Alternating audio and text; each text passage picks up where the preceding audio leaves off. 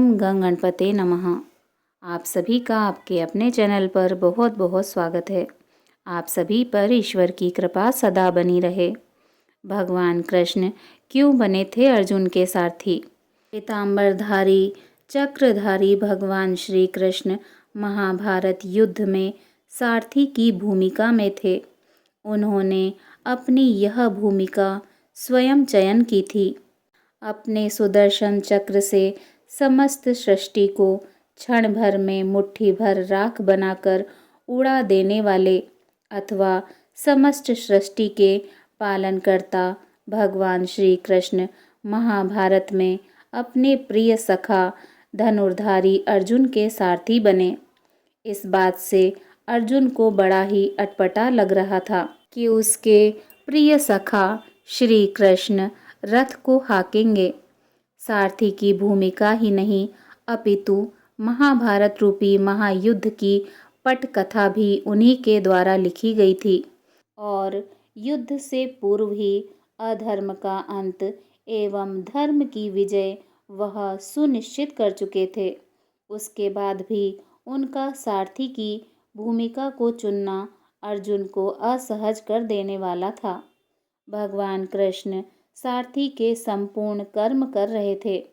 एक सारथी की भांति वह सर्वप्रथम पांडुपुत्र अर्जुन को रथ में सम्मान के साथ चढ़ाने के साथ स्वयं आरूढ़ होते थे और अर्जुन के आदेश की प्रतीक्षा करते थे। हालांकि अर्जुन उन्हीं के आशीर्वाद एवं मार्गदर्शन के अनुरूप चलते थे, परंतु भगवान श्री कृष्ण अपने इस अभिनय का संपूर्ण समर्पण के साथ निर्वहन करते थे। युद्ध के अंत में वह पहले अर्जुन को उतार कर ही उतरते थे। भगवान श्री कृष्ण अर्जुन से युद्ध के पूर्व बोले थे, हे परम तप अर्जुन, युद्ध की विजय सुनिश्चित करने के लिए भगवती दुर्गा से आशीष लेना उपयुक्त एवं उचित रहेगा। भगवती दुर्गा के आशीर्वाद के पश्चात ही युद्ध प्रारंभ करना चाहिए।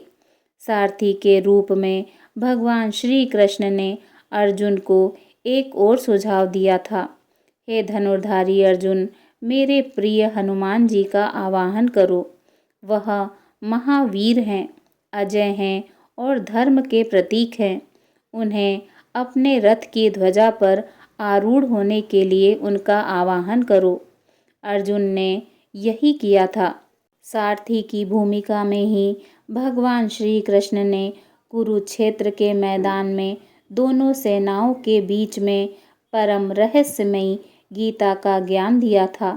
भगवान श्री कृष्ण ने सारथी के रूप में अर्जुन के पराक्रम को निखारा ही नहीं, कठिन से कठिनतम क्षणों में उनको सुरक्षित एवं संरक्षित कर अपनी भूमिका को सार्थक किया था। इसीलिए तो भीष्म पितामह अर्जुन को आशीर्वाद देकर बोले, हे प्रिय अर्जुन, जिसके सारथी स्वयं भगवान श्री कृष्ण हो, उसे कैसी चिंता, तुम्हारी विजय सुनिश्चित है, तुम ही विजयी होगे, विजयी भव। सारथी भगवान श्री कृष्ण ने अर्जुन को धर्म का पाठ तब पढ़ाया जब महादानी सूर्यपुत्र कर्ण के रथ के पहिए धरती में धंस गए थे और तब कर्ण अर्जुन को धर्म एवं नीति का पाठ पढ़ा रहा था। उस समय भगवान श्री कृष्ण अर्जुन से कहते हैं, हे पार्थ, कर्ण किस मुंह से धर्म की बात कर रहा है? द्रौपदी के चीरहरण के समय, अभिमन्यु के वध के समय, लाक्षागृह के जलाने के समय उसका धर्म कहाँ चला गया था? यही क्षण है कर्ण को समाप्त करने का। भगवान श्री कृष्ण के मार्गदर्शन से ही कर्ण का अंत संभव हो सका। सारथी के रूप में ही भगवान श्री कृष्ण ने अर्जुन से जयद्रथ का वध करने के लिए व्यूह रचना की थी और अर्जुन जयद्रथ का वध कर सके थे। भगवान श्री कृष्ण ने सारथी की भूमिका का इस खूबी से निर्वाह किया था कि अर्जुन को लग रहा था, यदि कान्हा के हाथों में घोड़े की लगाम न होती तो पता नहीं मेरा क्या होता।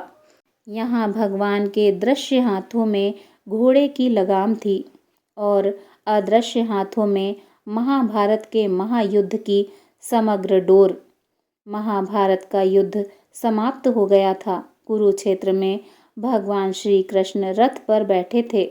भगवान श्री कृष्ण के अधरों पर एक निश्चल मुस्कान सदैव की भांति बिखरी हुई थी, जो आज कुछ और भी गहरी हो गई थी।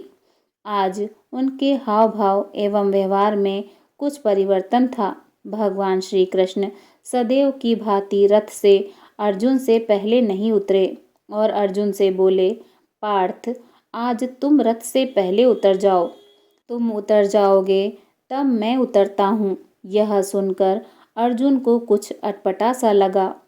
कहना तो बड़े आदर से अर्जुन को रथ से उतारने के बाद उतरते थे, पर आज यह क्या हुआ। अर्जुन के रथ से उतरते ही रथ की ध्वजा उड़ गई।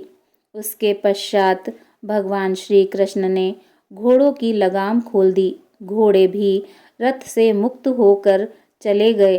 तत्पश्चात वह धीरे से उतरे और अर्जुन के कंधे पर हाथ रखकर उन्हें रथ से दूर ले गए। उसके पश्चात जो घटा वह उन सर्वज्ञ भगवान श्री कृष्ण के लिए तो परिचित था, परंतु अर्जुन के लिए विस्मयकारी, अकल्पनीय एवं आश्चर्यजनक था।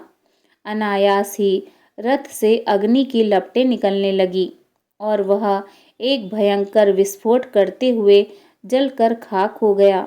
अर्जुन देख रहे थे, जो रथ इतने अजेय महारथियों के अंत की कहानी का प्रत्यक्षदर्शी था, आज वह पल भर में नष्ट हो गया। अर्जुन देख रहे थे उस रथ से जुड़े अतीत को। इसी रथ से पूज्य पितामह की देह को अस्त्रों से बींध दिया था। इसी रथ से अगिनत महारथियों का वध किया था। इसी रथ पर बैठकर उनके प्रिय सखा ने उन्हें गीता का उपदेश दिया था। आज वह राख की ढेरी बन चुका था। इतना घटना से हतप्रभ अर्जुन ने भगवान श्री कृष्ण से कहा, हे कहना, आपके उतरते ही यह रथ पल भर में भस्मीभूत हो गया। ऐसे कैसे हो गया? इसके पीछे क्या रहस्य है? भगवान श्री कृष्ण बोले, हे पार्थ, यह रथ तो बहुत पहले ही नष्ट हो चुका था।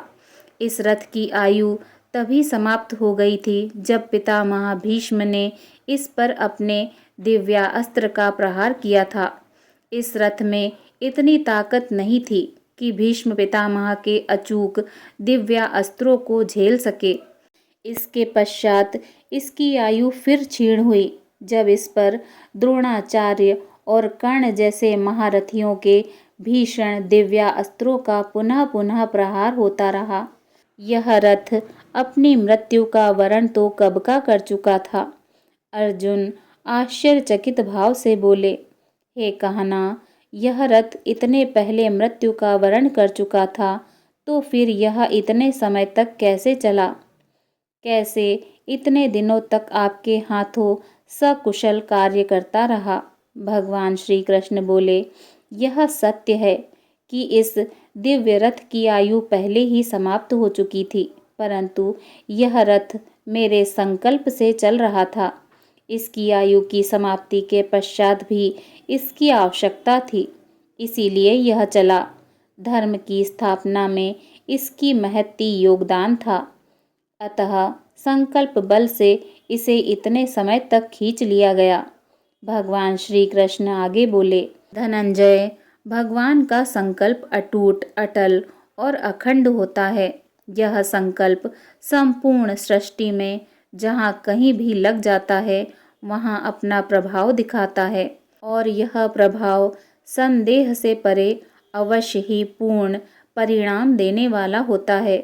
जैसे ही संकल्प पूर्ण होता है, संकल्प की शक्ति वापस भगवान के पास चली जाती है और उसका समय एवं प्रभाव समाप्त हो जाता है। ठीक इसी भांति इस रथ पर मेरा संकल्प बल कार्य कर रहा था और उसके समाप्त होते ही जो हुआ वह तुमने देखा।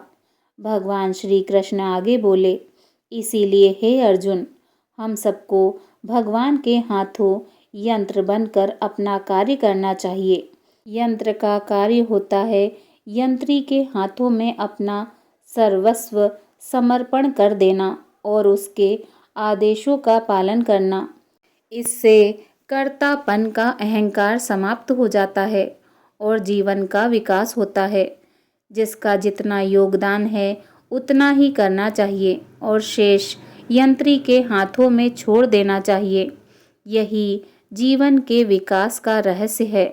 चलो अपने शिविर की ओर चलें।